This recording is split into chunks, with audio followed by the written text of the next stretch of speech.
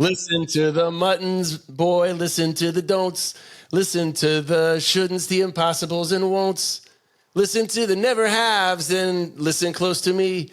Anything can happen, child, anything can be. Welcome to 3 Books with Neal Pasricha, where each episode we uncover the 3 most formative books of an inspiring individual.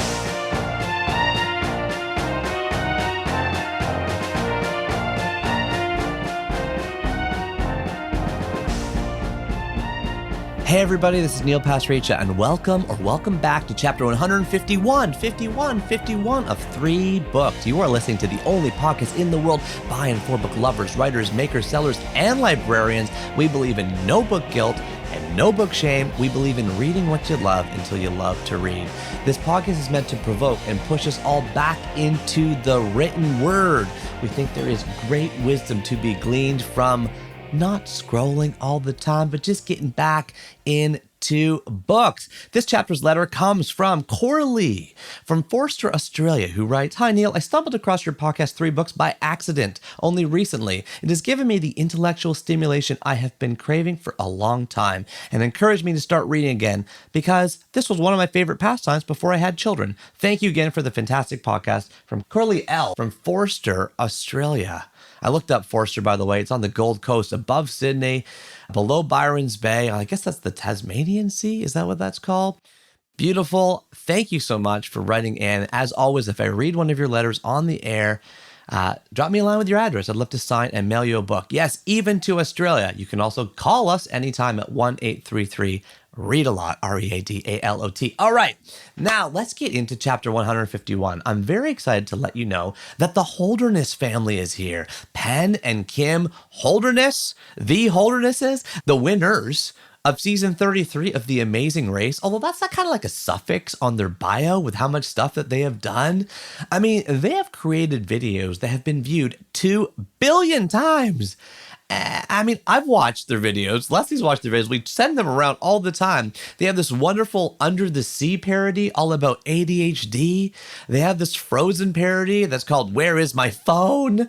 And my favorite, I guess the first one that I kind of really loved and sent to everybody and got into was the Hamilton Mask Up parody, which came out right at the beginning of the pandemic when people were like struggling and confused about wearing masks. Should we wear masks? Should we not wear masks? Well, cue the Holdernesses who use Hamilton music to say, "I am not throwing away my mask. I am not throwing away my mask." It was a wonderful video. It's got millions of views. Many of their videos have millions of views. They got 8 million followers online. They host the weekly Holderness Family podcast. I don't know how they put out at such a staggering pace such good content, but it's a wonderful show. If you don't know it, download it, subscribe to it, follow it, check it out.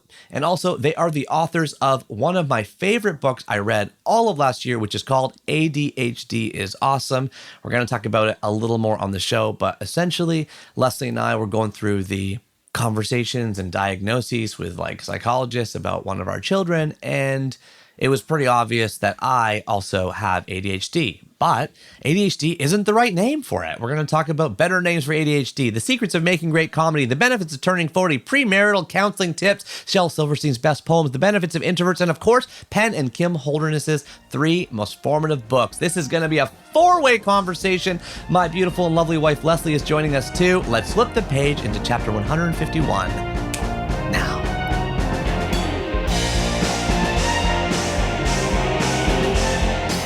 Yeah, I talk about it all the time. I talk about it to anybody who will listen. I have a friend who is in therapy with some severe anxiety, and she's and as I was very resistant to a prescription medication. And then finally my doctor was like, "Why?" Mm-hmm. I'm like, "Because I'm afraid I'll need it for the rest of my life." And so this is what goes through my head. I'm like, what if there's a zombie apocalypse and I can't get it? And I said that out loud. And she's like, "I feel like you're going to have a lot of other problems at that point." I was like, "You were so right. Give me the medication." And it has changed my life. But I'm also in perimenopause, so that's different too. But I just want my kids to hear it. I want anybody to hear it. You don't even need to be on it forever. But if this is something you're struggling with, get help.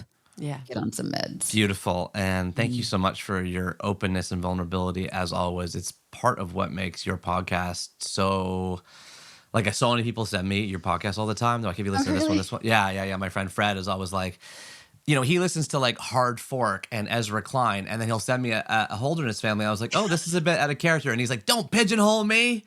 Like this is the thing. You appeal to so many people. Love them, but we're not Ezra Klein. Yeah. So many different perspectives. And you guys were kind enough to give us 3 formative books each. As you know, the show's format is to talk about which books kind of help shape you in some way. For each book, I'd love to take a quick 30 seconds to introduce it to our listeners or viewers. And then I'm going to ask each of you to tell us about your relationship about it. I mean, for the book that's yours. And I didn't know where to start, so I thought I would choose the oldest kind of book. I thought we could start with like the oldest, raggediest one I have in our house. Is that okay to start with this one? I think this is a toilet paper bookmark. Yeah, just inserted for. So where'd you read that? Is what I want to know. What was going on? What was Classic Neal. happening when you read that?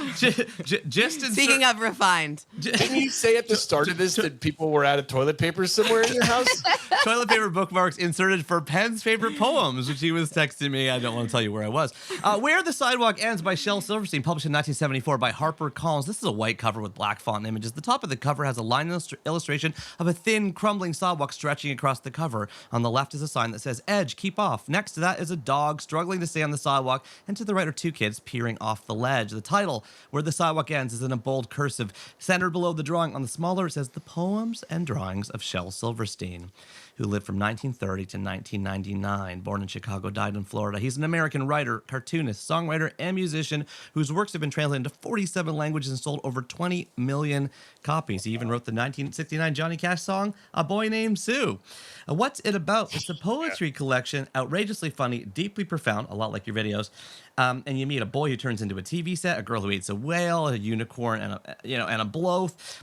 Your favorite one about the peanut butter and jelly sandwich is awesome. This one, Dewey Decimal can be filed under 811.54 for literature/20th century American poetry. Penn, please tell us about your relationship with Where the Sidewalk Ends by Shel Silverstein. Well, I don't think I held it until it had been read to me 2 or 3 times because my mother read them to me. That one and also A Light in the Attic. But it's so crazy, Neal. Like yesterday, I picked it up for the first time in I don't know how long to read it. And so I'm a visual memory kind of guy, and so many things came back to me. The wallpaper on my room when I was a kid, the bunk bed that I had in my room, how my mom, who was tall, had to like crouch to get under the bunk bed where she sat on the bed when she was reading this book. What she looked like. She had this like crazy perm that was like bordering on an afro. My mom had one of those too. As all moms had in the 80s. Yeah. It made her even taller. And just the cadence of her reading me these poems. And so she didn't go in a straight line. She would just pick a random page and she would read it. We didn't go from start to finish. I would sometimes request her to read some of them more than once. By the way, I should give you some reference. I think I was probably 5. And where were you? What's that? Where were you, sorry? Probably 5 years old. Yeah, Where in the world? where were you? Oh, I was in Durham, North Carolina. You're where you are-ish. Yeah. So you're 5, you're reading this, you're in the bunk beds, your mom read it to you. And so when you read it yesterday, which you texted me saying, I just read the whole book cover to cover, like an hour after I texted you. I was like, wow, holy cow, you read that fast. And you had pointed out that I think some certain poems jumped out at you as well, right? Yes. I remembered almost all of them. Wow. But here's the crazy thing that happened, Neal, that I was not expecting is I think my mom picked up very early that when I listen to poems, I hear music. So they don't come to me as spoken word. They actually become songs. So I started remembering some of the songs that like were in my head. There's this poem called The Mustn'ts that because I didn't know a lot of songs at that time. So that was Mary Had a Little Lamb. Oh my gosh. Can you, because that's a poem that Leslie knows really well. Sing it for us. Listen to the muttons, boy, listen to the don'ts. Listen to the shouldn'ts, the impossibles and won'ts. Listen to the never haves and listen close to me. Anything can happen, child, anything can be. Wow. By a Timothy Chalamet, Bob Dylan, too. Like, that was like... I got a little bit of a cold. No, that was good. That was it, man. And that is on page 27. That is the poem that Leslie read at her cousin's christening when she was a kid, having made it the very first formative book chosen on this podcast in March 2018. Like, it's you guys share a formative book on here. Oh, wow. Oh, that's cool. Yeah. And my memories of it are very similar to yours, like memories of my parents reading it to me and just that cozy, like so loved and everything's well in the world feeling that kids get when they lie in bed with their parents and read, you know? Yeah. Did you get the vibe that there was those kind of wonderful ones? And then I think Shel, when he wrote this, was like, okay, we're going to let the kid imagine, and then we're going to sneak in some shit that's going to make you not pick your nose. Yeah, totally. Because there's this, I'll never forget, there's this poem, and I believed it forever, that if you stick your finger too far up your nose, someone will bite your nose off. Like your finger off? Sorry. If you stick your finger up your nose too far, someone will bite your finger. Like there's like a up there, there's someone waiting. Yeah. Do you like? I don't know if you remember this, and it's just a picture of like an old dude with his finger up his nose. Or there's one where like an alligator goes to the dentist, and the dentist is pulling out all his teeth, and then the alligator just like chomps the dentist and eats him up. Oh, is that the nose? Yeah, and if you watch too much TV, you turn into a TV set. Yeah. It's another really good one. And you singing, by the way, is like genuine music to my ears. Like I have, I mean, you have such a great voice. You're so musical, and so you singing that to us is really profound. I wanted to just stop and say that so that you know how much we appreciate that. And if ever and any time in this conversation you feel like singing, always feel free. We used to play that game growing up where all of a sudden we would just like everybody would be singing like it was a musical, like please pass the peanut butter. Oh my gosh. Here's the jam. You know? Isn't life better that way? We should do the podcast like that. Oh my gosh. Except for I would have to do interpretive dance because I do not sing. Okay, there we go. Important that we're doing a video. Yeah, she could do the John Ralphio singing. If you guys watch Parks and Rec, there's this character called John Ralphio, and he ends every sentence with like, "This terrible." We do that. Oh my god. Yeah. Well, I feel like, I mean, Penn, I think you and Shel Silverstein have a lot in common, that there's such like creativity and wisdom, some of the wisdom being like, the maybe threats that you might pick your nose too much, but also some of it really being like there are some good nuggets of wisdom that he kind of weaves into his poems. And I think you guys have that in common, like poking fun at truths, commenting on surprise life, wisdom, like imagining endless possibilities, having fun with the way that you're saying what you want to say, What do you think your secrets are for distilling knowledge in this way, or like teaching in like a creative, accessible way for kids, but also for the masses, right? Like your videos aren't just for kids; they're for adults too. Like much Neal's more than 47 languages and 70 million now. Like you guys are in billions and hundreds on those things. So you're doing it. You're striking the nerve. Like how do you do that? How do you? Yeah, so he was just really specific, and everything that he wrote about, it wasn't, maybe with the exception of the one that I just sang, but a king who's obsessed with a peanut butter sandwich, a guy who throws a stone at the sun and the sun goes out. Like he finds like you said nugget, like that's such a good term for it. He starts with something very simple, like a guy's taking, an alligator goes to the dentist, and then he just lets his mind wander into what happens next. And he probably does that before he makes it rhyme and before he draws the picture. Yeah. But he starts with something really, really simple. And then the other thing is just to try to find a way, and Kim's really good at this too. Try to find a way to look at the everyday and what's going on, and then make it a banger, like make it explode into something that's really, really funny and relatable and hysterical. There is, oh my God, there's a poem called Sick, and I don't remember the entire because it's long, but it's I cannot go to school today. Yeah, I says remember it too. Andrea Mary Alice McKay or whatever her name is. And then just bitches for 2 pages about everything that's wrong with her. Yeah. And then the last line is, what's that you say? You say today is Saturday? Exactly. Goodbye. I'm going out to play.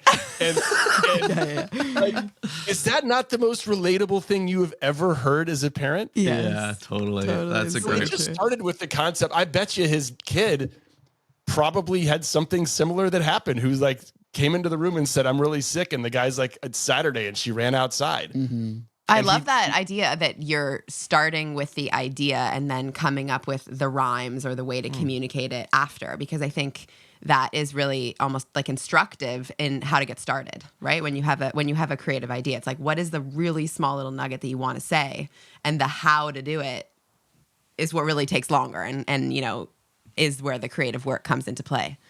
Yeah. I want to give a shout out to my mom because she knew all this. I think she knew that this was music. I think she knew that this was rhythm. I think she knew that like I was learning, maybe I was like learning what I was supposed to be when she like kept coming into my room and reading this. Well, she wasn't a teacher? She was a teacher. But for the most part, she was a mom. She was a teacher before us. She was like Michelle Pfeiffer in Dangerous Minds. That is so funny. I love your mom. That's the exact metaphor I used to describe Leslie all the time. She teaches inner city downtown Toronto. Before I had kids, and now you just got the letter.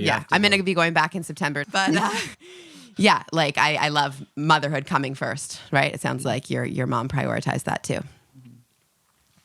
Before we jump into Kim's first formative book, is there any other poems in here? Because I flagged them all with TP, as you know, that you want me to hold up to the camera for you to either say or sing if you want to. No pressure.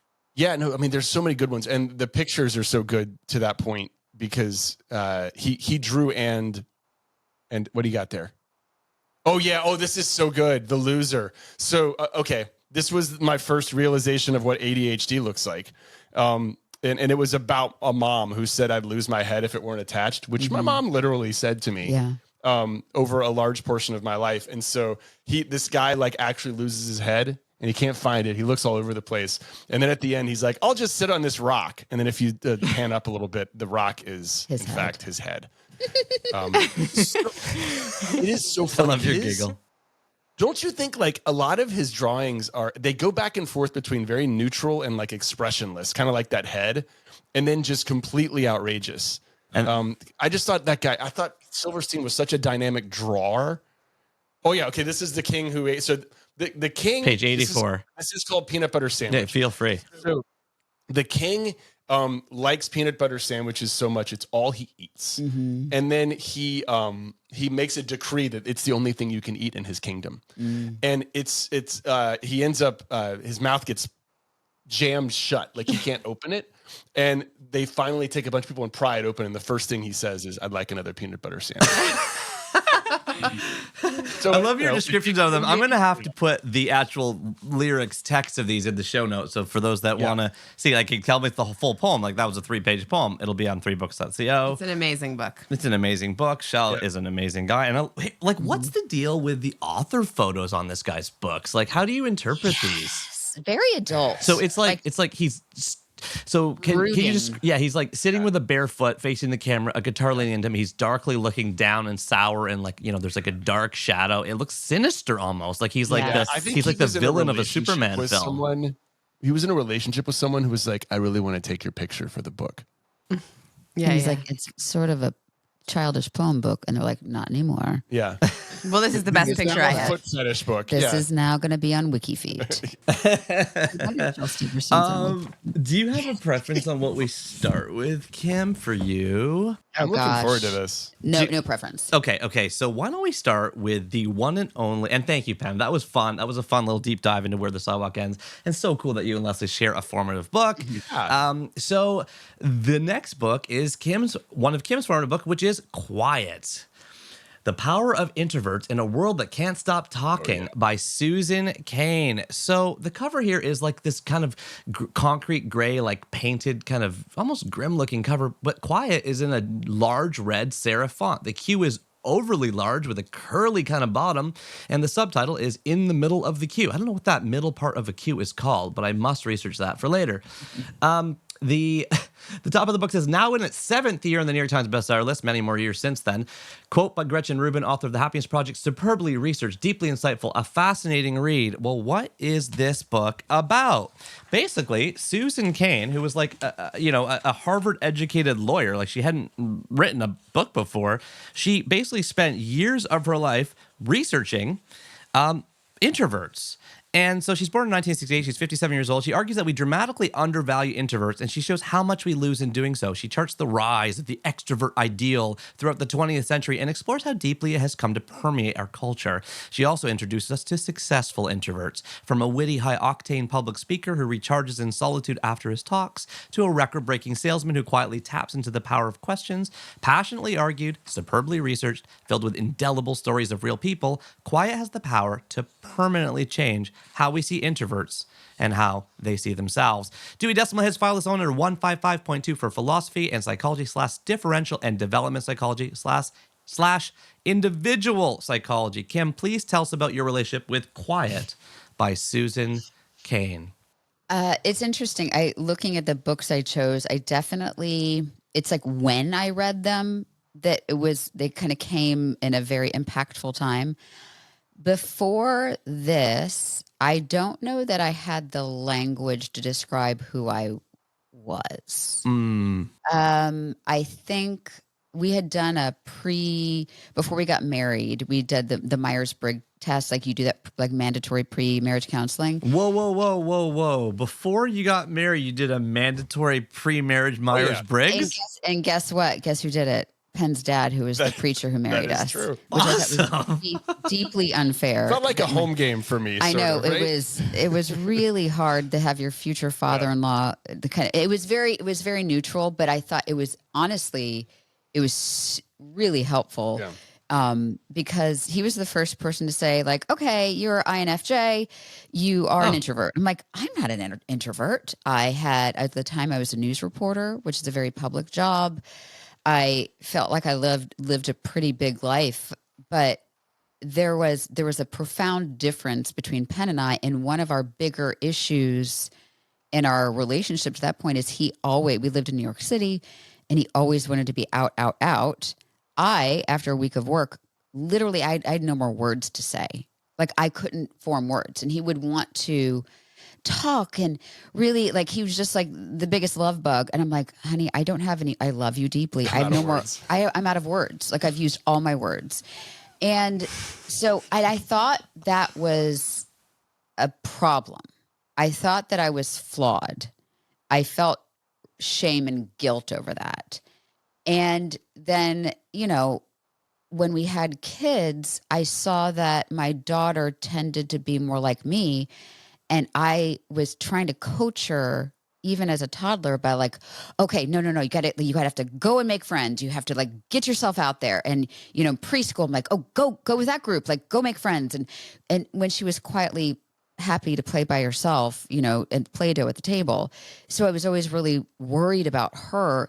And I read Quiet, and I had the opportunity to briefly meet Susan Cain at a conference last year. So I was like starstruck. And I was like, oh, wait, not only am I not flawed, the world needs me. Our relationship would not work if too much. If we were both extroverts. Yeah. The world would not work if everybody was an extrovert. I think I think her part of the work she's done is to educate the world that the world needs extroverts. But I think it was really profound to me, and I felt like I had evidence to give myself permission to erase that shame, and I could be proud of being an introvert. In fact, we've made some comedy and some sketches about it, and those have done really, really well because people, the more specific you are with your, comedy. I think it works better. People relate to it so much. So I was just really grateful for that book because every page I was just nodding aggressively. I'm like, yes, see? I mean, it was a little discouraging. I mean, one of the, I'm remembering that she did some, interviews at Harvard Business School. Yeah. And it appeared like everybody at Harvard Business School was an extreme extrovert. Yeah. And so that was, it got a little discouraging to think like, okay, if I want to be a titan of business, I have to be an extrovert. But then I'm like, do I want to be a titan of business? Not really. So, I mean, I thought she did a beautiful job with it. Endlessly grateful for the work that she did. And I just am thankful for the language that it gave me. And it helped me honestly parent my daughter who took a Myers-Briggs and came out an extrovert, which is... That was shocking. Yeah, that happened. That switched in high school. In high school, I think COVID... For sure. I think COVID profoundly changed both of my kids' personalities, if that can happen. They switched. They switched. And my son has now become the introvert, which is really funny. So anyway, but it's helped me. Like, I'm not trying to coach either of them in, to be louder, or to, if they want to chill by themselves, like, that's cool. Yeah, they say these things are stable, but don't you feel like they do change throughout life? Like I know like motherhood made me much more introverted. Yeah, and I think that Penn, my big, huge extrovert, COVID helped him sort of appreciate the silence. To quote Depeche Mode. And I think he'll admit he's become more introverted with age. He still needs, like, to get energy, he needs to be around people and he needs to socialize and all that. But I think he values quiet time more. Yeah. How do you guys balance that and making sure that you both, have your needs met and also like honor your differences? Yeah, it was a big topic of our marriage counseling. Yeah, and this is very helpful. Yeah, it was, you have to understand that it's not a personality trait, it's a source of energy. Like, it's how you get your energy, right? It's not, it's not, I want to do this. It's, I have to do this. Right. In order to refuel, she needs time alone. She needs time to recharge. Mm-hmm. As crazy as this can sound to people, extroverts sometimes need a big group of people to recharge. It like recharges your battery. It can seem exhausting from time to time, but it fills your heart and your soul with what you need. Yeah. Because we do a lot of public speaking. We had a book, we had a very, we had a book tour with people who would line up to meet us, which was so flattering. I loved every minute of that. I love the public speaking part. I love all of that. I do have to sleep all day the next day, but that's fine. But I know that. Yeah. And, and so that's what I'm like, okay, I'm going to sit here and hug and love every moment of meeting 1,000 people. Wow. Because they're one-on-one conversations. Right. Wow. I actually did a lot better with it because it was one-on-one. He struggled more because it was one-on-one, whereas he's good to talk to 20 people at a time. So just give you like a breakdown of this. When we went on our book tour, we'd speak in front of a big group of people, and that would be an hour. And then it was supposed to be like an hour afterwards. And so that first hour, I am incredibly comfortable. Mm-hmm. And then it's 2 to 3 hours of one-on-one conversations with people. Kim was unbelievable at that. I finally, I think we realized that was tough for me. Yeah. And it's because of the one-on-one instead of the, well, it's like there's a whole masses. ADHD thing going on too. So, and I think that, honestly, having my father-in-law be the person who did this, like, it was very generic. It wasn't any sort of deep dive into trauma or anything like that. He looked at his son and said, listen, Kim is going to need, after a busy week of work, Friday night, she's going to need to stay in. And then Saturday, you guys can go out. And that became our thing. We lived in New York City. And so Friday night we stayed in, Saturday night we went out with friends. And so I need time alone, but I also need time with him on the couch.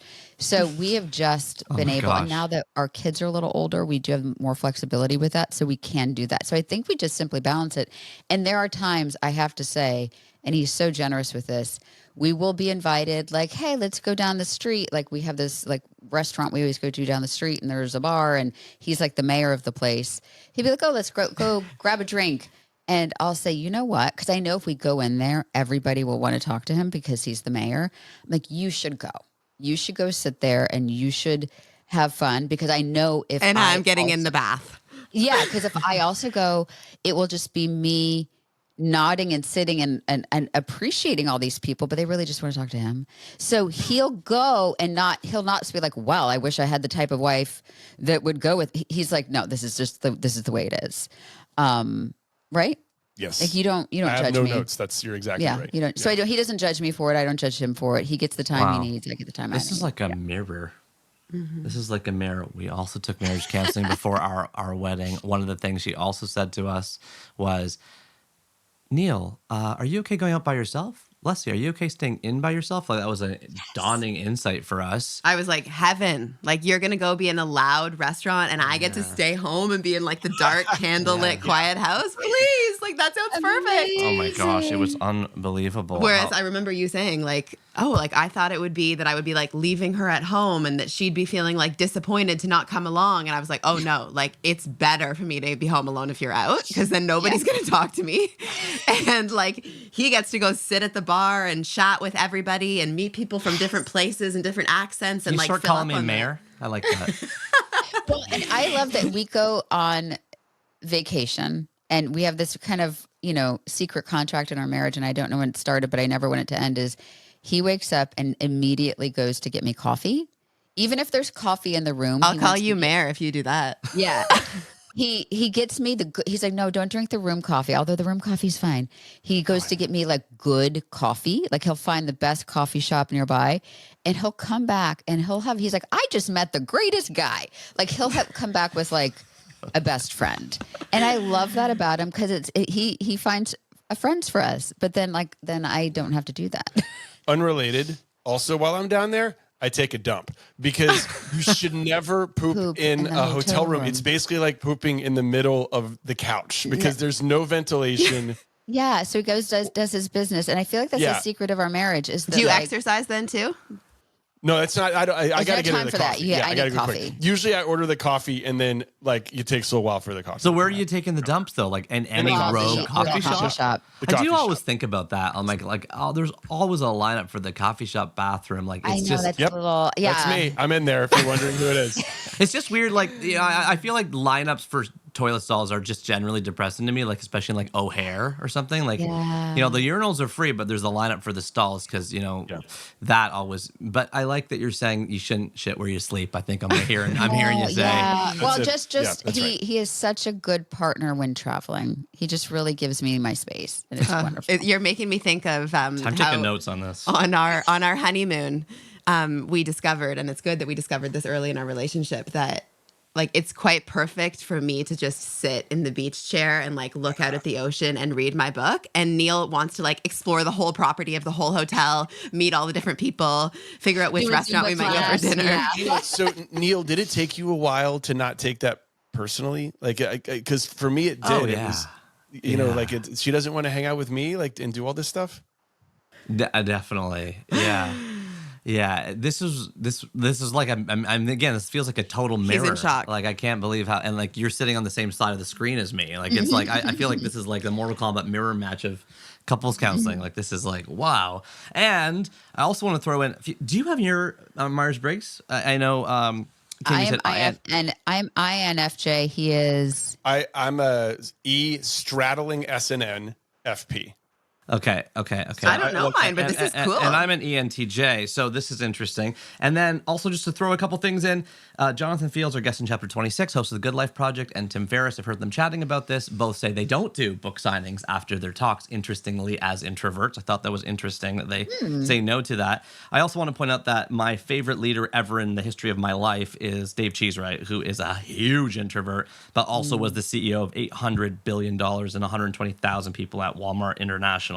So there is this thing about like Jim Collins' level 5 leadership that is that humble kind of quiet leader, but it's much more rare to your point. And I did go to Harvard Business School, and yes, it's like I'm in Harvard Business School fantasy football group chats. I happen to be the most talkative one in that chat, but everyone else pretty It's chatty. all blue. It's all blue.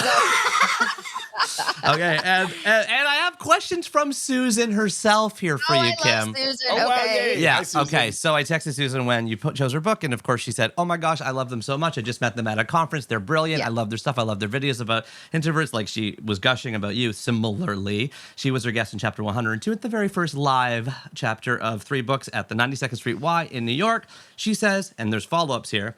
I guess my question for Kim would be how she feels about all the public performance she does for her job. Because there's definitely a subset of introverts who find performance to exist in a happy space of its own.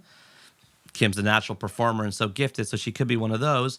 But if she's not one of those, though, I'd be curious to know how she handles the problem of her chosen art form causing her an energy depletion and or anxiety. Susan must be listening to my therapy sessions. So I do believe that my chosen work is what I was meant to do. I love there's something inside me that heals when I create something out of nothing, even if it's my morning journal writing or I've written a script or something like it is therapy for my brain to create something.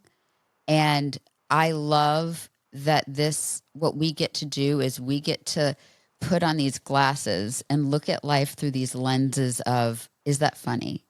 Like I took one mahjong lesson and I was like, Penn, this is whole, like, and I had a lot of friends had started playing mahjong. I'm like, this is so funny how all these like white people are playing these like traditionally ancient Chinese game. And so the next day he wrote a parody of like mahjong to the thong song, which is really funny. But I love that process. So we joke that we're still going to be doing this in the retirement home. And there's like, the plug is going to be out of the wall and we're going to be posting it to no one. I think that is very healing for me. I do love the stage part. I love that more than I love speaking on stage. I love when we get to perform on stage. I don't get nervous. In fact, I'm like, I wish I were a bit more nervous so I feel like I could prepare a little better. I love all of that. That being said, where I feel like I wish I could have, if we had to do it over again, I wish we had not used our real names. Oh, yeah. I for wish sure. we had that's not. interesting. A lot of people don't. And Yeah. a lot of people don't. Yeah. And I think I wish we would have, but then I don't know if it would have worked. Like our house was on there. And so people know where we live. And so I think where I feel, and this probably isn't strange, but I feel I love that we feel relatable to people, but then there are people that come to our house, which is such an intrusion. Yeah. Such an And intrusion, and I think that because I don't think we're not like J-Lo or Jennifer Aniston, right? Like we're not like actual celebrities, but I think people feel comfortable enough to come up to us in times when we're with our family. So I think Penn, he handles that very well and he loves talking to people. I struggle with those moments because I feel like I want to be like, I am more shy is not the right word because I'm not shy. Private? I'm more private. I am more private. We don't actually put everything in our life on the internet. So I am more private. So that is the part I'm struggling with, but I have created it. So I can't really put that, put it back in the box. But that's the only part I struggle with. So I am that interesting sort of dance of an introvert of like, I do enjoy this, but it does take me, if we do, like we shot videos yesterday, and it means we have like our crew in our house and I'm kind of on all day.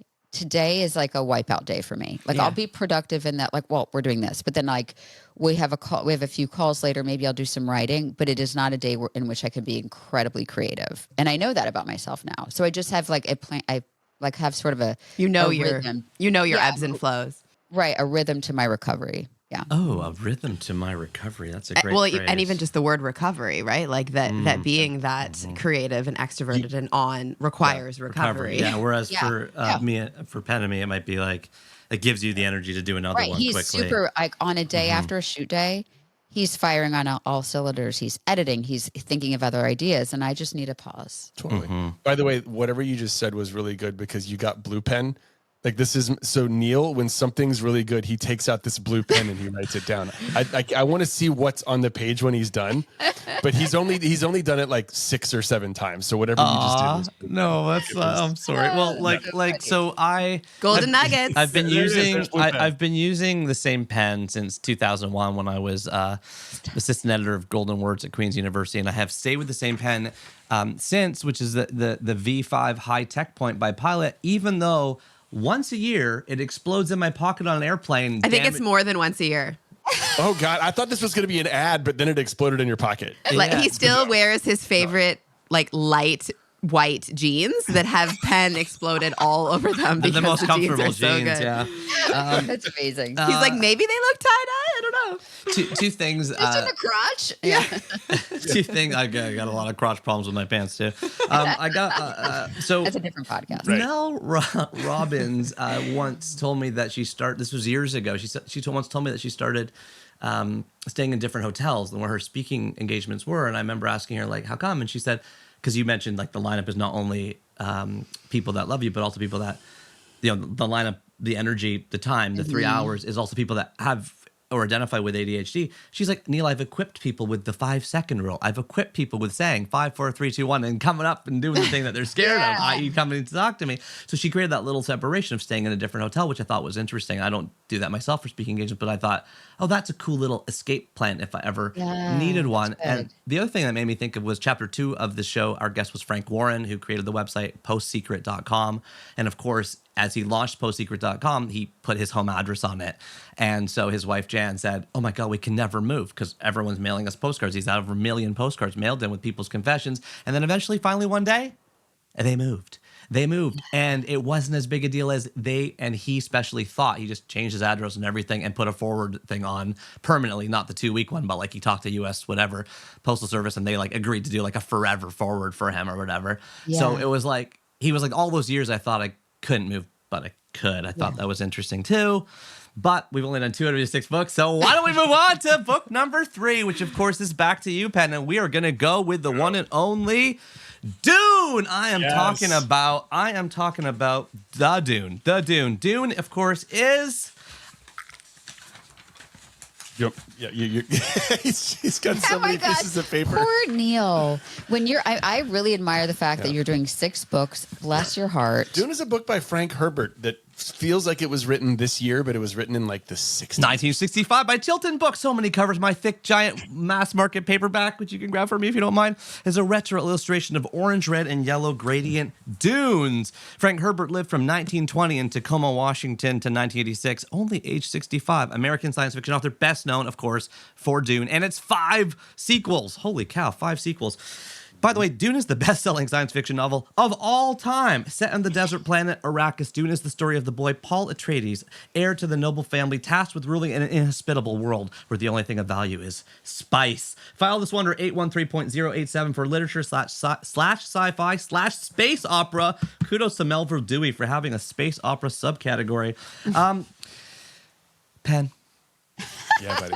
Please tell us about your relationship with Dune by Frank Herbert. Yeah. First of all, shout out to Timothée Chalamet and Zendaya for making this now like popular to the Gen Zs because it's a popular thing now. But I read it when I was that's how I got 12. into it, actually. Yeah.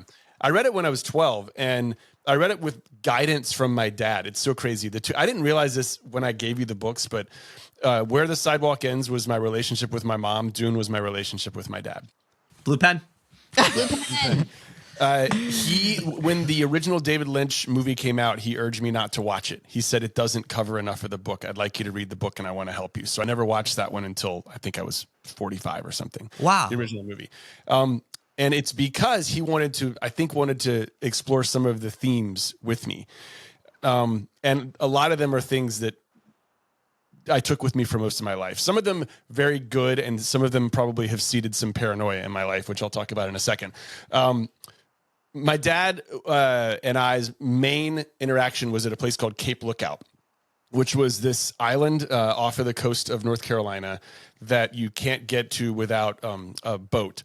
And then once you get there, there's no actual electricity. You have to bring your own food. You have a generator that you can turn on, but you got to bring your own gasoline. And everything you take with you, you have to take back because there's no trash, right? So I lived in a very conservationist mindset on every vacation that I took from the time that I was 6 to the time that until the government took away our house. And Dune really is like it's a book about conservationism. So this king goes from this world, he takes his son, this prince, from this world of abundance, this like beautiful land, to a desert. And the reason they go to the desert is because of this spice that you were just talking about. But really most of it is him becoming essentially embedding himself, because his family is assassinated, in the world of these people where water is the most important thing. Well, it's the only thing. Mm-hmm, the Fremen. It's the only thing. And they don't talk about this quite as much in the movies, but when you die, you give someone your water. Every bit of water leaves your body because there's no water in the desert. When you, if you meet someone, if you spit on the floor, it is the most respectful thing you can do because you're giving them a small amount of your body's water. They wear these suits that take like half an hour to put on, and they have to get adjusted a certain way where all of your sweat, all of your saliva gets recycled, and then you drink it. Gross, right? That's gross. But my dad always believed, and the reason why he took us to the ocean so much, that this was all temporary if we don't learn how to take care of it. And so fast forward to where we are now, and icebergs are falling off, and it's getting hotter every summer. This was where I think first learned at a very early age that you get one world, and we seem destined to fuck it up. So I know that's a little bit terrifying to say. And then the other thing is he taught me about AI when I was 13 years old. Right. He is so. Right. He, So this you were 13 when you read this. I just got 12. Yeah. Oh, 12. Yeah. Sorry. Yeah. So The and AI. we had like an Apple II GS or so. We had a decent computer. I was obsessed with computers. But the reason why they mine this spice and why it's so valuable in Dune, and they don't talk about this in the movie really either, maybe they will in the later ones, is it's the only way that you can securely navigate through space without using computers.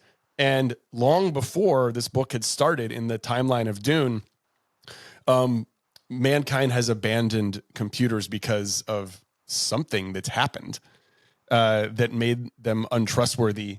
And it's that whole AI rebellion from the Matrix and whatnot. So Penn has his tinfoil hat on with all the the proliferation of AI, and he really is. Whereas I'm trying to learn how to use it in our family and planning trips and in our job. Yeah, he's sure. like, no AI. I'm not saying no AI. I just don't trust it, and I don't. There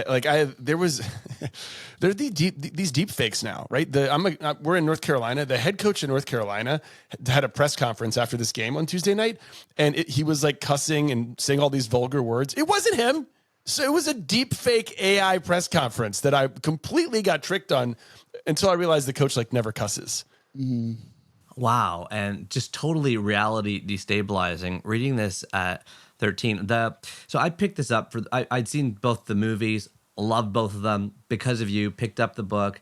I'm only on about page 83 or so right now, only about 1,000 pages left, but I love it and it's so good and I'm reading through it. And funny that you mentioned the AI because one of the quotes I picked up to talk to you about was actually from page 17, right before the Reverend Mother explains to Paul, before putting his hand in that pain box thing, that she's testing him for humanness because, and here's the quote, once men turned their thinking over to machines in the hope that this would set them free, but that only permitted other men with machines to enslave them, to which Paul replies by quoting something, which I think as the reader, I don't know what it is yet.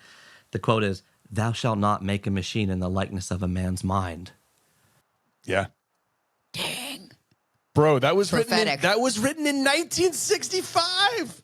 Which, you know, we're idiots. We think that 1965 was like 20 years ago, but it was really No, like it was 40 years ago. No, it was Well, 60 60 years ago. Yeah, amazing. We've lost track of how long ago 1965 was, but it was a long time ago.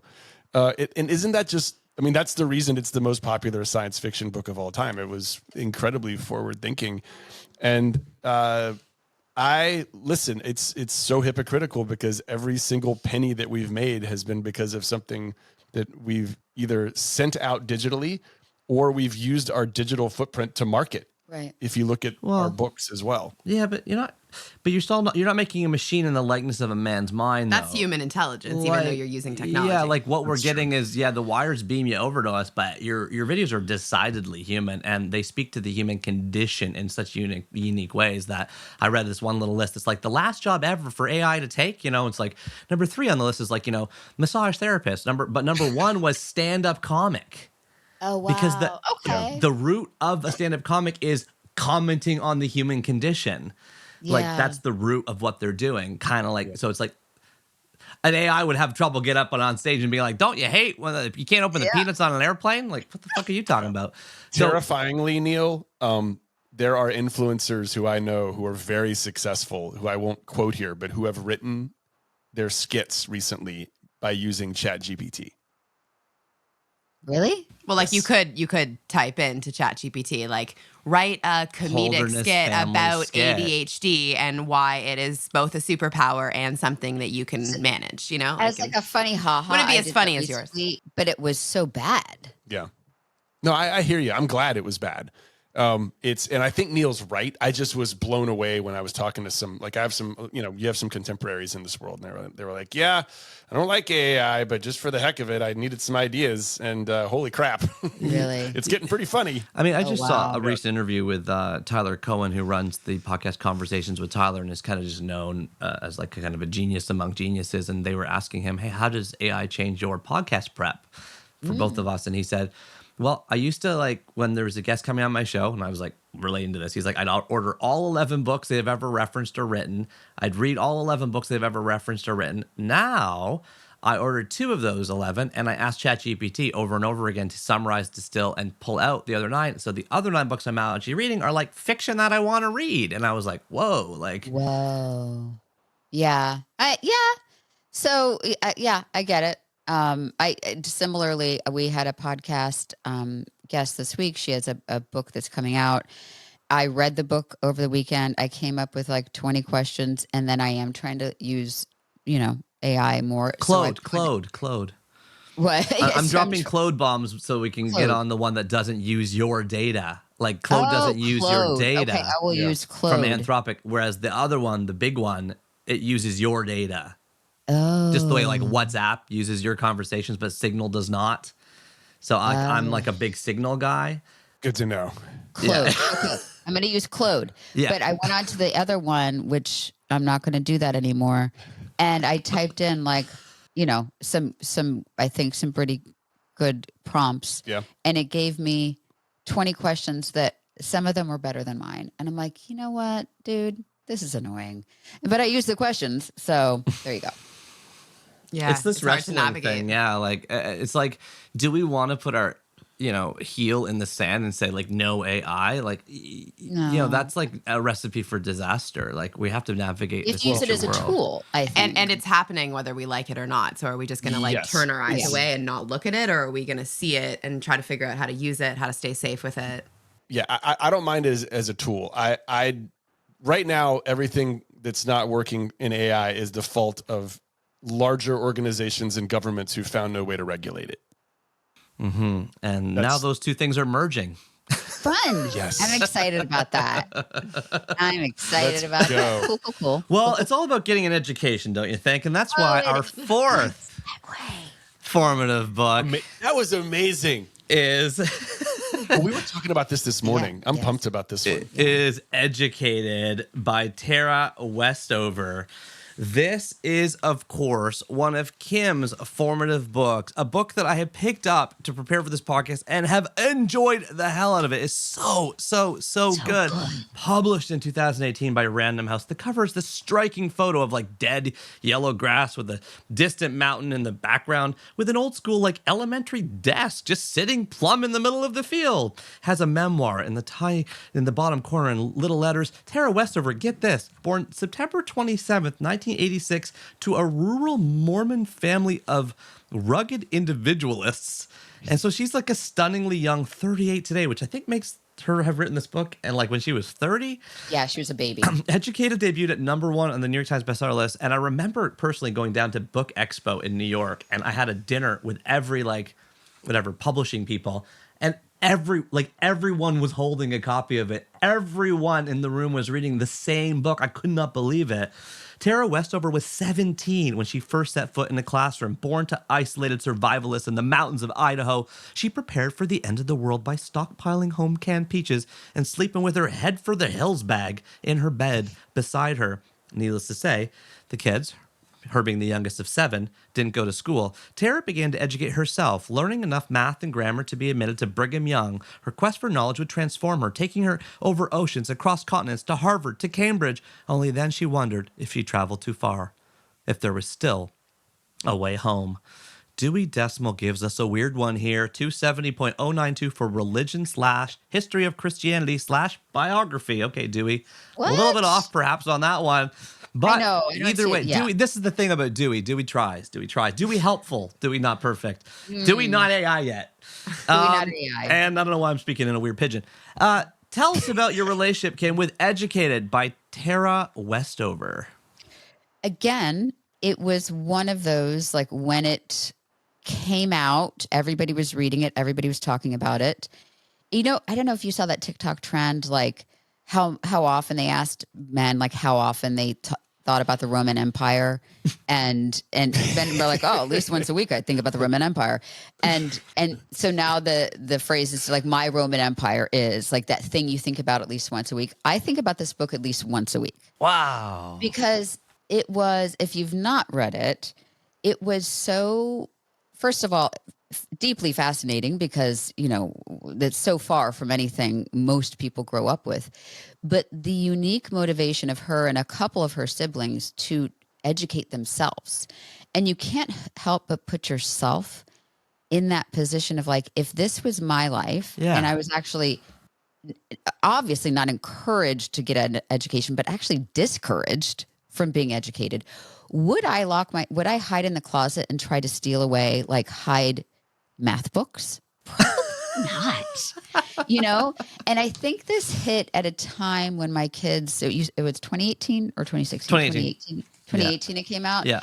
You know, 7 kind of years like ago. in the middle of what my kids, and like, we're like, okay, now we have to do flashcards and we have to, like, we were doing so much work to educate our kids, right? To supplement and to make sure we're just like adding in the right amount and doing all this. Like, and it felt like a lot. We were at that stage where you have to do a lot of work to kind of make sure your kids are, you know, achieving in school. And I'm like, if I just left my kids alone, and would they do this? And I think, again, the answer is no. I even asked my kids this morning in preparation for this, and I gave them the scenario. I'm like, you would be working in the fields. You have like no Wi-Fi, so there's not like you would be playing no Xbox. phones. There's no phones. There's no basketball practice. There's like none of that. And your option is working like 12 hours in a field to help, you know, prepare for the end of the world, or like, and your only way out is to educate yourself. Like, would you? And my son's like, maybe. Like, even that, he's like, I don't know. So I am just fascinated by how she did this. And it was, I thought, beautifully written. And I thought what she's achieved is just really inspiring. So I think about it all the time in the, like, given the same resources at the same time, could I have written a book like this? Could I have achieved like this? Could I be this educated? And I just think it's really inspiring. What makes it pop into your head? Like when you say, you think about it once a week, the story being inspiring, but also just the concept of self-education or autodidact. Yeah. Like that kind of thing? I mean, I think motivation. Yeah. I think I'm a very curious person.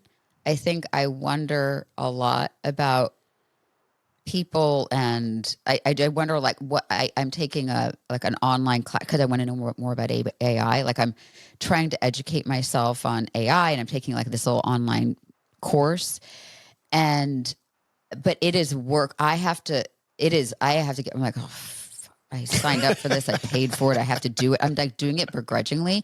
I'm like, you know what? Like she would have done Remember this. Tara. Like, yeah. What So would Tara do? It's a motivation thing. So is it motivation? I guess the whole book's about. Sorry, I'm taking. No, I like this. Go. Motivation is what the book is about, but to your point, like motivating in that way that you just said it is like, oh my God, if she can do it. Yeah, I mean, because I think I'm curious about a lot of things, but then life gets in the way. I'm like, oh my God, I have to drive my son to basketball practice across town, and I'm just so tired. And it would just be easier to. I love to read. Would it be easier just to like read the mindless thing I'm reading than actually educate myself, or talk to my mom on the phone or scroll TikTok? Like it would be easier to do that, but to get curious and follow through with the education of yourself is. Like that's something that I'm just fascinated. But also the guilt by comparison of this person did all this and here I am. It's my way. Like on TikTok. Yeah, it's my way. I love this book so much. Like Dune, I'm on chapter 4. I'm not gonna lie and tell you I'm on chapter 5 or I've finished it. But it's a can't wait to get back into tonight book for me. I know I'll be done in like probably a week or two because I just. Every night I'm like reading a few times. So good. This morning I woke up at 2 a.m. Our kid was screaming and I could not get back to sleep. So I flick on the reading light and I read a couple chapters of Educated. It was so good to wind myself back down. 2 things jump out for me about this book between the beginning and chapter 4. Yeah. On page 15, Tara's mom becomes a midwife but doesn't have a phone. So she writes that in quotes, quoting here. The midwife would call Grandma down the hill, who walked up the hill, tired and ornery, and barked that it was time for Mother to go play doctor. Why you people can't just go to a hospital like everyone else is beyond me, she shout, slamming the door on her way out. And so my question for both of you is, how do you balance your relationships with your in-laws? Ooh. Well, not to be a huge downer. Penn's dad passed away 2 years ago, and his mom is at the end stages of Alzheimer's.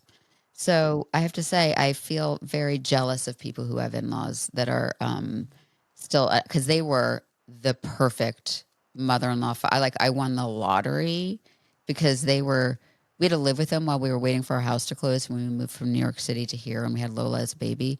And his dad made breakfast every morning, and his mother was like, can I please do your laundry? It would just be so wonderful if I could do your laundry for you. And I'm like, I will give you this gift and I will let you do my laundry.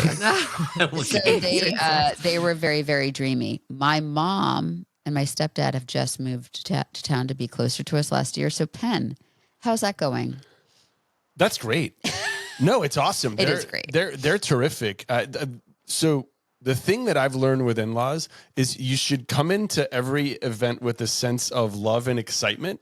And as the person coming in from the outside, like you have this kind of gift of being able to be the hey, what's going on, guys, kind of guy, and not have to deal with any of the other stuff that comes with being a family, and then just like read the room. I think is what I've learned is like I've got to read the room and follow her lead or his lead. Yeah, I think that Penn is kind of like, like the dancing monkey. You can just kind of like wind him up. And he is so good in a room. Like he makes everybody laugh. So to that end, I think that there are people in my family that enjoy being around him more than me. So he actually is like great. It's wonderful. Well, thank you. But I also know, to me, and there should probably be a book on this somewhere. And I don't know if I'm the one to write it, but you as someone coming into a family, yeah, you don't get some of the inside jokes and you may not have the same relationships with these people, but you also are this like wonderful clean slate that you can bring into a situation. And I think if you tap into that, you can like learn so much about everybody else there. And like I think that there's some real positives to being an in-law. Yeah. And I think we've also learned like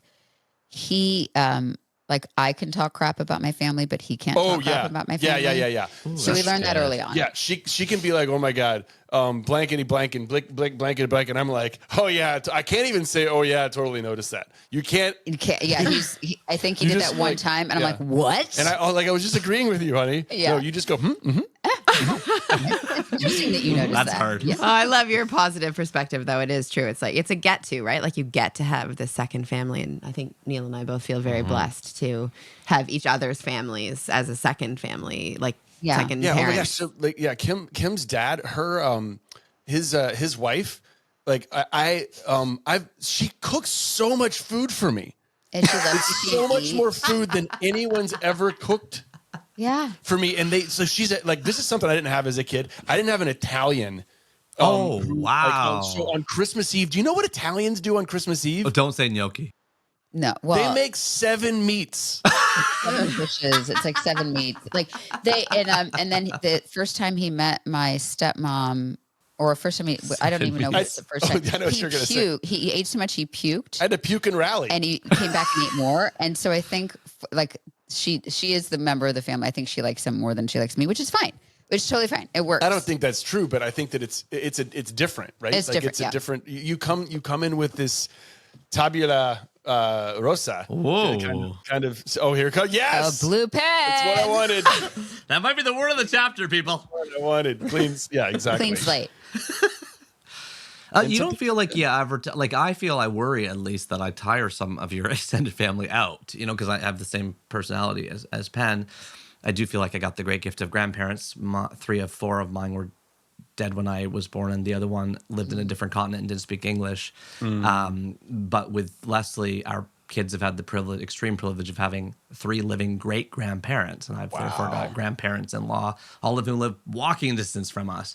And yeah, I do worry that I feel like I tire out your dad. You said the read the room, right? Like, so read the Yeah, I got to read the room. Read the room is sometimes an important skill. Is that why you always kick me when I come in? You're like, oh, that's like the room is a little lower than where you're at. All right. We're gonna need you at like a 6. I've got some. My dad is more of an introvert, and Neal is a big extrovert, and maybe my dad hasn't quite embraced his introversion the same way that you have, Kim. And so sometimes I think that he feels like, oh, wow, I can't quite get to that level. And then it kind of feels like pressure when Neal is so extroverted and happy and talking so fast. And my dad's like needing a little more quiet. I just know. And, I can sense that I'm exhausting him. I know how to do that dance because he's my dad. And, so I think, the reading the room. It's a dance. Yeah, it's a dance. Well, reading the room is, I've written that and underlined it twice. Last question on Educated. This is for Leslie and Kim and Leslie. On questioning, you called him a dancing monkey, but I was wondering about how you balance a flamboyant, attention-seeking husband, because in page 22 of Educated, it says in the same midwife chapter, Tara is recounting her mother's tale of playing dumb, so the doctors do not suspect she's an illegal midwife, and she writes, men like to think they're saving some brain-dead woman. All I have to do is step aside and let them play hero. And I was like, whoa, like... But then she must come in and be the midwife.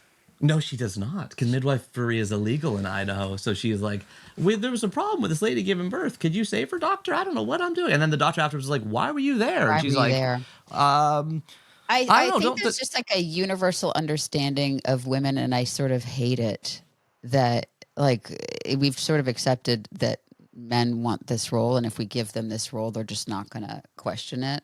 And I think, that's a universal truth, and it's so super duper sad. I fight it. I'm never going to acquiesce like that. But and we're all 4 of us raising men, right? Like I think that we're some of that like toxic masculinity that we're working to move away from as a society allows us to teach the skills of reading the room, teach the skills of thinking about, how you can assert yourself as a woman, and that a man can leave room for a woman to assert herself, and that both people can have their own strong way to communicate, whether male or female, extroverted, introvert, fast talker, slow talker, high energy, low energy. There's room for all of that. I love that about our son, because he has an older sister who's Lola is 10 out of 10, type A oldest daughter, high achieving. So I think conversely, he sees like if there's an issue to be solved, he would probably go to a woman because he loves his sister. He admires his sister. I think he loves his mom. Like, I think he's going to be the guy that like, if there's a problem to be solved, like he's going to find a woman to solve it. Like, we are burning as a society some of those memos that it is always a man or a doctor that's the one that knows all. Like, I think of how amazing it is even just to think of the midwife example, that our 4 boys hear us talk, both you and me, about how incredibly wise the midwives that helped bring each of them into the world were, and why we made that choice to have home births, and why we believe that this profession that is a woman's profession is actually superior. Yeah. Than this Western medicine male doctor. Yeah, that was a learning for me when I almost said we got pregnant. When Leslie got pregnant, that would have been close. But you noticed that. And he's like, there's lots of that, like unlearning or, relearning or restating. And I think it takes a strong woman and a strong man to navigate that territory, right? Like, there's been times, I hope you don't mind me saying this, where Neal will say something like, but I said so and I'm the dad. And there's this space in our family for me to be like, well, just a minute. Like, you may very well be the dad, but I'm the mom. And like, I have something to say too. And he's like, you're right. Okay. What do you have to say?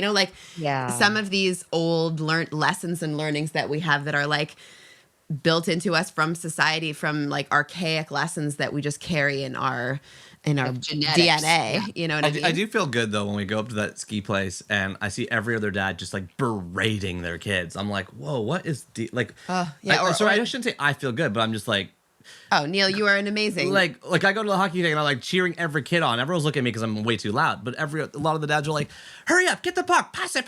I'm like, whoa, like everyone's just yelling at their kids. Like, I felt so proud of you to use like sports and toxic masculinity in that whole conversation when... Like, I don't know if you guys watched the Canada versus U.S. hockey game, and in that first minute, how there was so much fighting. Yes. And our boys, some of them play hockey, and Neal and I were both like, oh my God, like we have to turn this off. Like, this is just so disgusting. Leslie stood up and said, I was like, I'm horrified. These men have not learned how to control their emotions.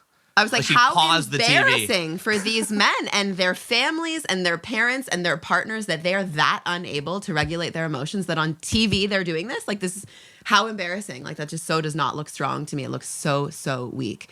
And unfortunately, because of that, more people tuned in. So sad. To the games that ensued. They were like, ooh, they fought 3 times in the first 9 seconds. And that's why they fought, right? Like, and that, that's even just, that's they know why how to shake the algorithm. That's why we're in the political situation that we are in the world too, because those extreme, aggressive, violent thinking like gets attention and the algorithm likes it. And so then it gets louder. We like the you're fired complex. Like all that stuff is like, but gross. What I was going to say is that I was so proud of you when then, that week I was around our kids' hockey rink and we were talking about that, some moms and dads and I was like, oh my gosh, like my husband and I were both just like disgusted by that. And this one woman was like, oh my gosh, like you're so lucky that your husband felt that way, because I said the same thing. We got to turn that TV off. And my husband was like, you don't understand hockey. If you don't understand why there's not fighting, like this is okay. Come on, like boys, you listen to me. The fighting's okay. And I was just like, wow. Oh, okay. Well, I'm married to the right man, because like, there's a lot of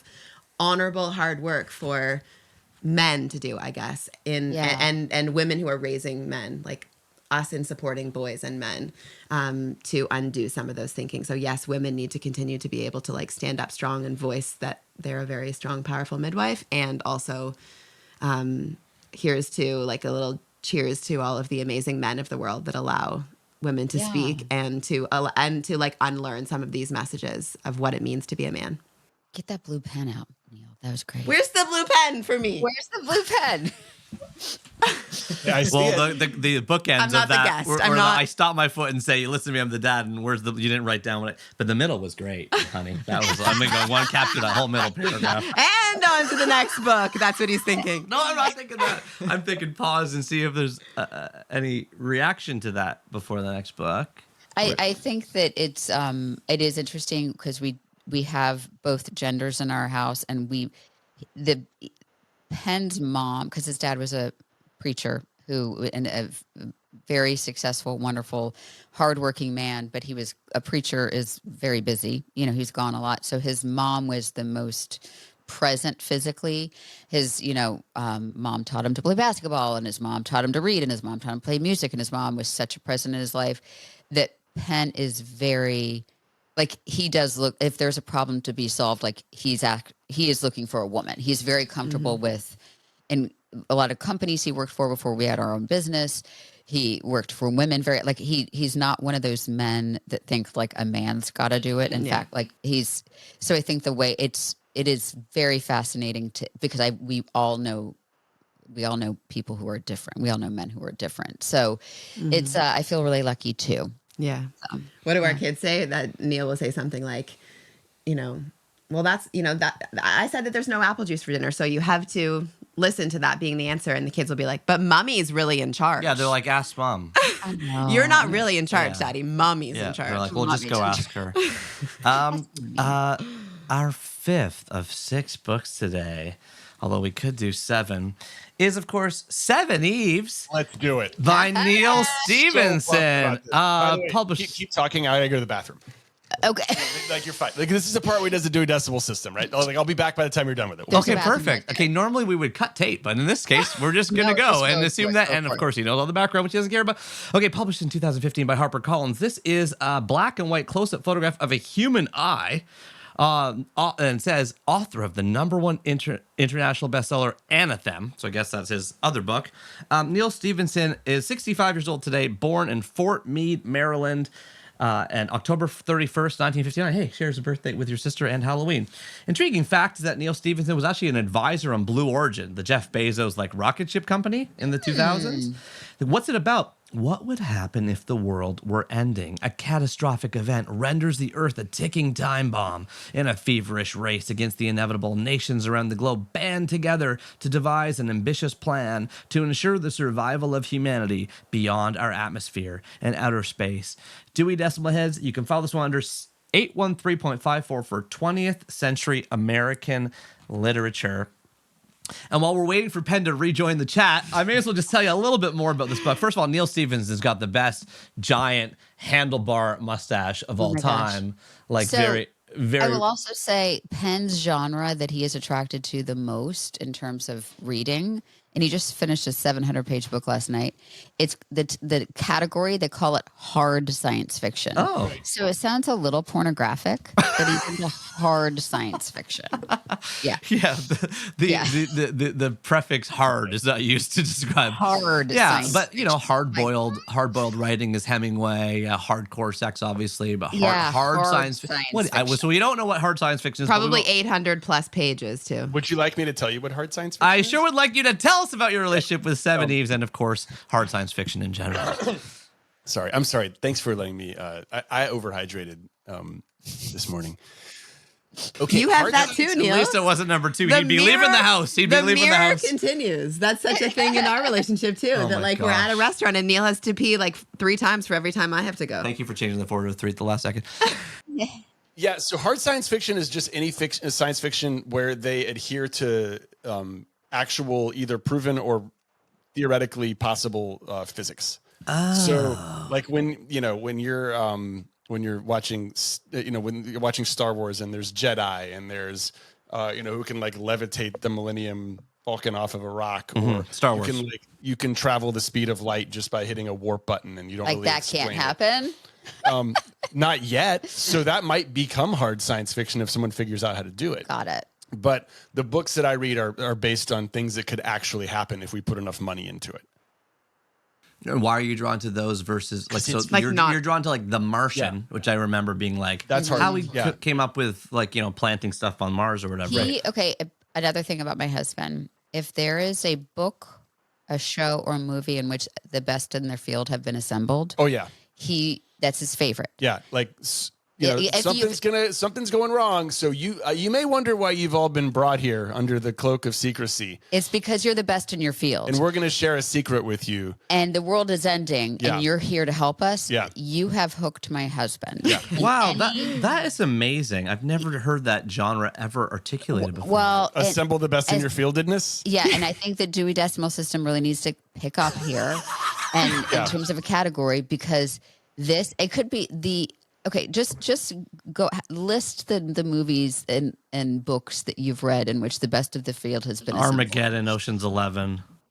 Ocean's 11 is good. But the end of the world is not happening there. But that's okay. They're assembling the best in the field. It's assemble the best against the fate of humanity. Yeah, Fate of Humanity is Armageddon. The Core, Independence Day. What are we watching now? Paradise? Yeah, they actually said you guys have all been brought here because you're the best in your field. And he's pit paws. Holy he's like, shit! We're in. So anyway, continue. Why are you drawn to that? Yeah, I love feeling small and insignificant and leaving this planet and seeing a world that no one else can possibly imagine, but is possible. I love when everybody, and usually that happens in space because everyone has to come together. We live I'm liking it more and more because everything that I see is argued about. Mm-hmm. We have a social media channel that, for the most part, people just agree with us, which is great. But anywhere on the internet, someone is going to call someone else an idiot and disagree with them on stuff. It's what leads to wars, and that's not very fun. But in wars, everybody kind of in a country comes together. If the world's going to end, the world comes together. The world comes together to try to figure out an impossible problem. And it is oddly utopian for me if the world is coming to an end because we're all working together. And I'm so sick of it not happening in the world that I live in. Oh, wow. So you love that story, like whatever it was a few weeks ago about the asteroid that might hit us in like 20 years. Oh, but are you kidding me? Do you want to talk about the DART project? Because, I'm sorry, Neal. This is real. I hope you know that the rest of the podcast is going to be about the DART project. So this was like 2 years ago. Okay, but we're gonna condense it, babe. Do it 30 seconds. NASA fired a freaking rocket about the size of a refrigerator 1 million miles away. And there were two asteroids this happens all the time. They're binary asteroids. So one orbits the other one. And they wanted to see if they could alter the orbit of the asteroid orbiting the outside one, which was the size of the Rose Bowl. Okay. That's a big asteroid. If it hits our planet, we're like a stadium. Bleeped. They fucking hit it 1 million miles away. Look up the DART. They hit the asteroid and they changed its orbit. So that is something. Why aren't we all talking about this every single day? It's like, I do feel that way a lot. I think it's about newsworthy. like we talked about it. This is his Roman Empire. He thinks about it every day. And so sometimes when I'm having trouble sleeping, I'm like, hey, Ben, can you just read me like a page of your book? Yeah. And he'll start I just felt myself gloss over too. I know. And he'll start reading his book and then I'm like, softly snoring. Can you read that? We do not have that ingredient in our relationship I need the blue pen for we're going to condense this, babe. That was a good one. We is a key word there. That was so sweet. Yeah, you're not using you. I admire this about him because this is one of the things, like, he's deeply curious. He does educate himself on this. This is stuff that, like, I will catch him reading. He has textbooks on like orbital space flight because he's so curious about it. But we have joked like Penn needs its own separate podcast on this stuff. Like it's like a separate podcast. Space Cadet was going to be the name. It's like an ADHD. It's an ADHD / space podcast. Way better. Way better. So because he needs somebody to talk to about this. Like he needs. Yeah. And I'm not fulfilling that for him. It's totally, but that's what a book is, right? Like, have you noticed how different our genres are? So all of mine are incredibly out there science fiction, and hers are valuable, inspiring. Well, connection in real life nonfiction. But the stuff I read though on the day to day is like, I mean, I cross a lot of genres, but like I'm drawn to like historical fiction or something, and because I love history too. But so we are on opposite ends of the timeline too. Like I'll be in World War II, and he's like deep into the future. Yeah. Okay. Reading about World War II. We're gonna condense this, babe, but the story that's similar, Penn, that like, I'm like, why isn't this on the front page of every newspaper every day since the 2 weeks since I've heard it, is the one where like the head guy at Microsoft that came up with this new like computer chip said in a quote, like he actually said this, the head guy at Microsoft, this is like a corporate executive. He's like, yeah, in order to invent this new computer chip, we had to interact with energies from other dimensions. What? Yeah. That's What? yeah. Is it like a Higgs boson particle, or is it like, did he say? So that's as far as my knowledge goes, unfortunately. Okay. But that was like legit quote from like the corporate exec, like in charge of the Just casually in charge of drops the that. computer chip. So sorry to kill the rest of your day if you want to go down that rabbit Oh, hole, yeah. but like we need to go. That is like maybe a topic for Space Kid at episode 3. Last of the 6 books, to your point about the genre overlapping, but also how the like we're not going to talk about this big. It was kind of like, I like that pants sharing thing. Let's get into Bossypants by Tina Whoa, Fey, segue. published in 2011 by Little Brown. The cover is one of the best covers of all time. Hilariously, I bought this book for this podcast and lost it in my house, so I don't know where it is right now, but it's in this house somewhere. Tina Fey is wearing everyone knows this cover. Tina Fey is wearing a black hat, a white button down, and a tie with their arms photoshopped to look like the large, hairy man arms of like some other guy, but it looks like her arms, wearing a leather watch.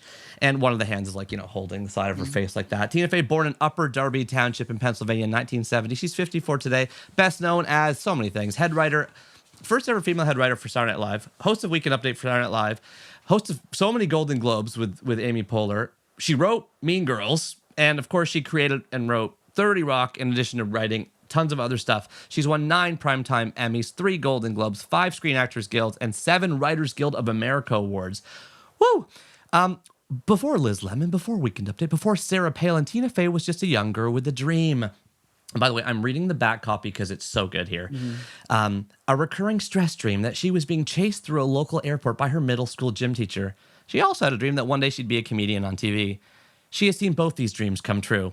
At last, Tina Fey's story can be told from her youthful days as a vicious nerd to her tour of duty on Saturday Night Live, from her passionately half-hearted pursuit of physical beauty to her life as a mother eating things off the floor, from her one-sided college romance to her nearly fatal honeymoon, from the beginning of this paragraph to this final sentence. Tina Fey reveals all and proves what we've suspected. You're no one until someone calls you bossy. Dewey Decimal Head 792.7028 for art/sports games entertainment /stage presentations /variety shows and theatrical dancing. Which, by the way, that would be a good memoir category for you guys. Bossypants by Tina Fey. Kim, tell us about your relationship with the book. I think, again, like every book, it's when it hits you. And I think Tina Fey and I have kids of a similar age.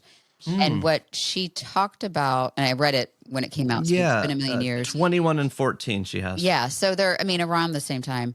I was struggling with feeling like I still wanted to work and create, but also I didn't have this like rosy, like I wasn't a perfect mom, and I felt guilty for not being a perfect mom. And then she just had some really good, funny language about just trying to survive that part of motherhood.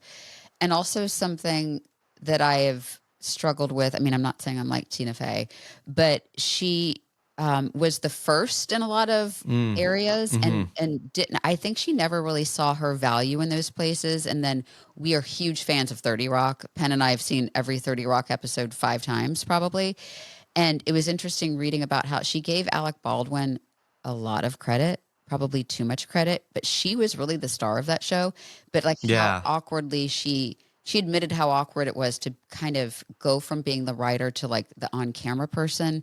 And I struggle with that too. Like if I didn't have to be on camera, I would love a behind the scenes more role, but I found myself on camera. And I just find her, she's the one person, she doesn't have social media and she's not like that, but she's the one person like I would pay to go see. Yeah. And again, is this like a most beloved piece of literary fiction? No, like it's probably very few people's favorite book, but I think the time in which it hit me, I was like, okay, Tina Fey struggles with this too. Like Tina Fey is thinking about what she looks like, and Tina Fey is struggling stepping into a role that's been offered to her. So I just felt like a very real kind of telling, and she's so freaking funny. So it was just like an easy, funny read. The end. I think that Tina Fey is the funniest person on the planet. And I think she has been for a while. But she would not accept that. And I think if you told, and so as you can see, I'm also drawn to female authors, although I'm on a screen with like male authors, and I apologize. I typically, if you look at the stack of books on my nightstand, 98% of them are written by women. So I just, fiction or nonfiction, I'm drawn to women, and I'm drawn to women's stories who have, a powerful, who've made, success, who've made something out of nothing and created successful environments for people. I'm just in awe of Tina Fey, Amy Poehler too, and how they've created opportunities for women. I could only aspire to do that. Well, you are doing that for sure.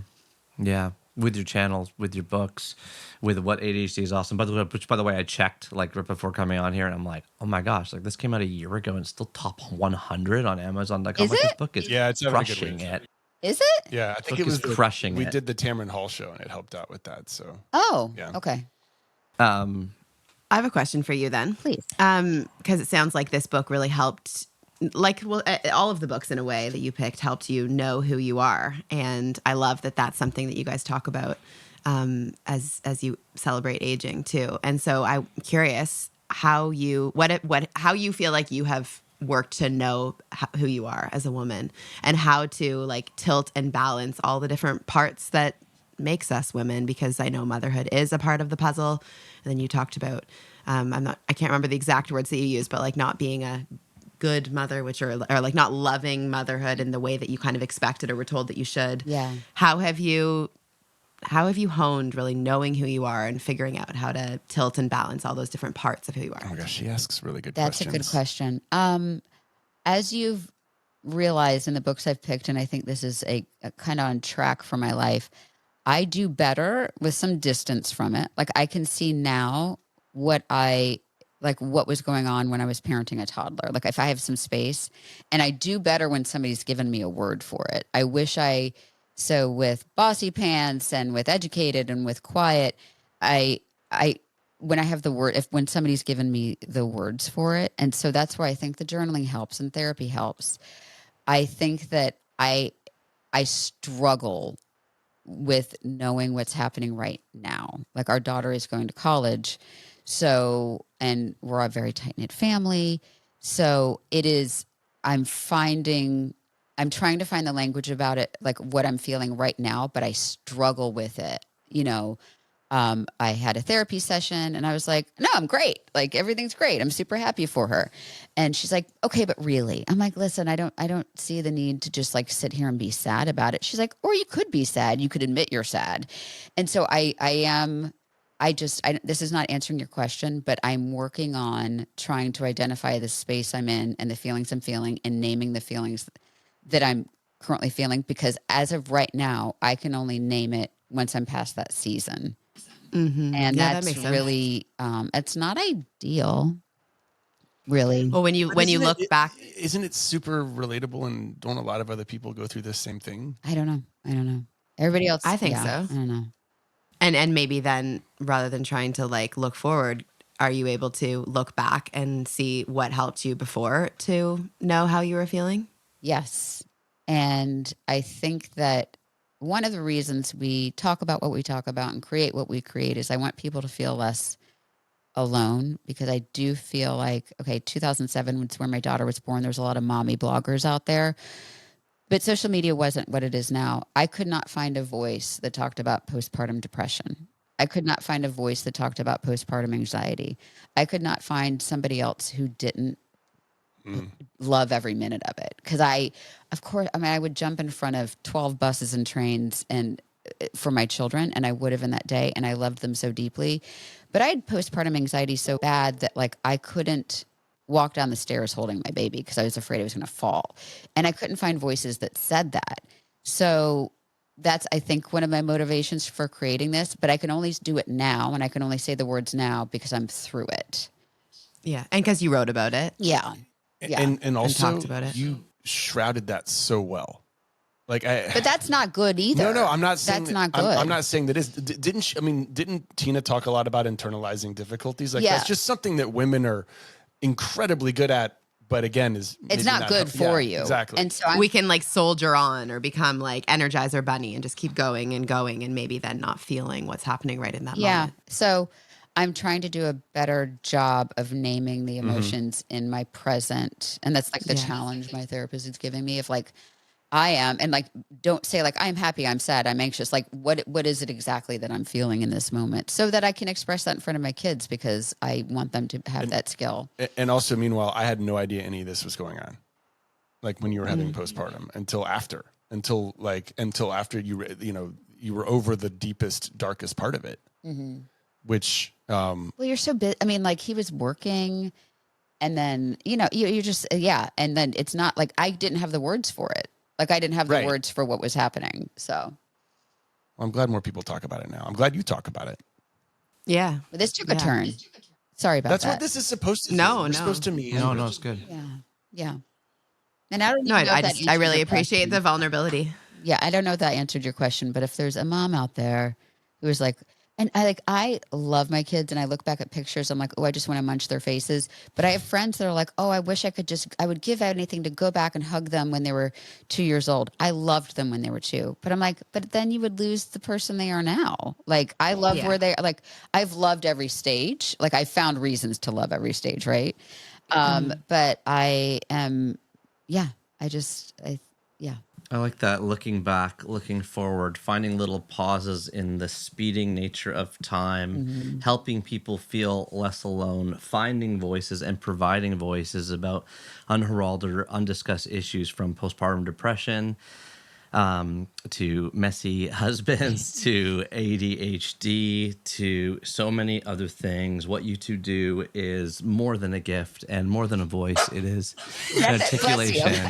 and a sneeze. It was really nice what he was saying. I'm like, I don't think I'm going to make it through this. That was awesome, and so appropriate because that's kind of what you do. Is you provide like a sneeze within It's the a pressure release. the It's like somber. a valve. Like it's that like is a no, but spin. this is what you do. Let's laugh about it. And it's a gift, and so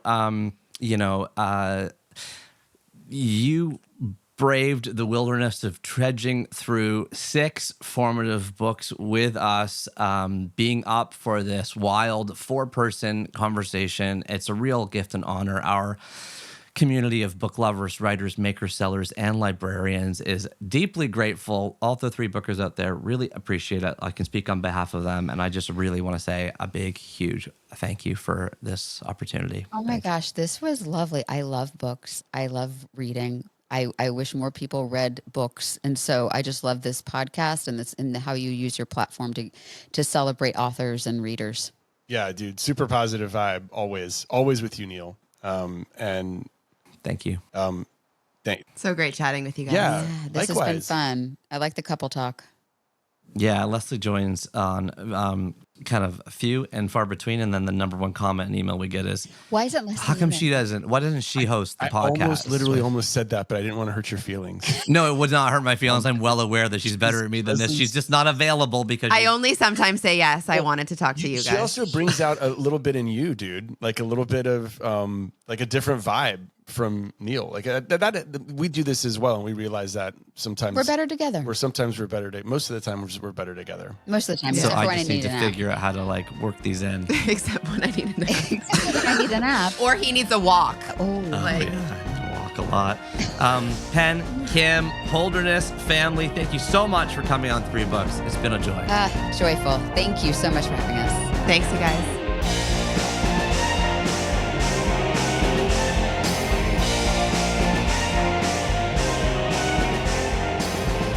Hey everybody, it's just me, just Neal, just hanging out in my basement again, listening back to the wise and wonderful Penn and Kim Holderness of the Holderness family. Did you write down or pull out a few gems in there like I did? I got a few things written down, like try and find a way to look at the everyday and what's going on and then make it a banger. So much wisdom in that. You know, I think with the Book of Awesome and the 1,000 Awesome Things, that's all I was doing, right? Flipping to the cold side of the pillow, smelling bakery air. It's like simple stuff, basic stuff. I mean, probably the root origin in like Seinfeld's observational humor in there somewhere for us both, I'm guessing. Or how about this quote? Before I read Quiet, I didn't have the language to describe who I was, by Kim. Just a wonderful kind of illumination of the power of a book. I thought I'd mention that one. Penn, the thing I've learned with in-laws is you should come into every event with a sense of love and excitement. I should confess that I need to get better at this. I don't know. It's hard, I think, sometimes. I think early in our relationship, you know, I was always like feeling this push-pull between both sides of our family. In my first marriage, interestingly enough, I was very close with my family. And my ex, who I loved deeply, was not as, you know, we didn't see her side of the family as often. And so I always thought, hey, this is going to be great. We'll just fill all these slots with like my side of the family. But of course, that didn't work because it was really more about a value in terms of wanting to spend time in different ways that she had. And so it wasn't that she wanted to not spend time with her family, more with my family. It was like she just wasn't super keen on tons of family time. And then it created, you know, one of many kind of pieces of friction in our relationship. A relationship that feels honestly like it was in a different era to me right now. I know I went into a rabbit hole there. Penn, I love feeling small and insignificant. Isn't that true? Like, isn't that the definition of awe, right? Feeling small and insignificant, feeling lesser than you are so that your problems and your trials and your tribulations are not as severe in any sense. Kim, I wish more people read books. Why don't we just end there? That seems like a great quote to finish on. And now we'll get into the, well, it's really 5 books to add to the top 1,000. It really is, it's 5 because the first book, Where the Sidewalk Ends, is actually an asterisk on number 1,000, also brought to us by Leslie Richardson in chapter 1. And then we've got number 561. I got them in the wrong order here. Number 561 is Quiet, The Power of Introverts by Susan Cain. And then number 560 is Dune by Frank Herbert. My 559 is Educated by Tara Westover. 558 is Seveneves by Neal Stephenson. And 557 is Bossypants by Tina Fey. Wow. Okay. 5 books, Dad. And you might be thinking, well, 5 books, you know, how can you have 5? Like, isn't it 3 books? Well, yeah, but Jean Chrétien gave us 2, right? And some other people give us books that have been mentioned before, like Nikisha the dog walker gave us Catcher in the Rye, which was also an asterisk. So she ultimately had 2 new ones. And I think as the list goes on, like it's going to be like 2030, we're going to be in the 300s or something. And I'll be like, thank you so much for your 3 books. I have all of them on the list. You have 3 more? Do you have 3 more? So it's a bit of a prickly puzzle that I'm trying to think of a P word. Prickly puzzle that I'm trying to I'm trying to pull out, trying to figure out, whatever. We'll put the alliteration to the side for once on the show. Penn, Kim, love ya. Thank you so much for coming on 3 Books. It was a real treat and a real trip. Thank you so much. Really appreciate you being here.